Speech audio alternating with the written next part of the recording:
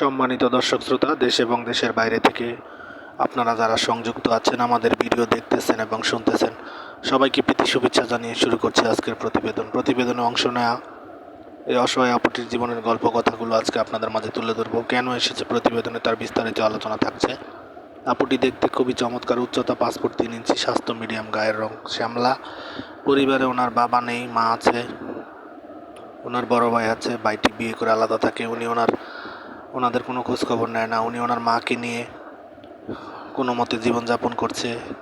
একটি আর্থিক প্রতিষ্ঠানে আপনার ক্লিনার পদে চাকরি করছে। ওনার মা অসুস্থ, তেমত অবস্থায় বিয়ের বয়স হয়ে গেছে, বর্তমান বয়স 19।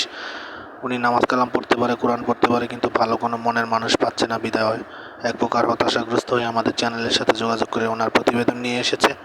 উনি চাচ্ছে একজন দায়িত্ববান মানুষ যে তার সার্বিক পরিস্থিতি জেনে শুনে পাশে রাখবে, পাশে থাকবে।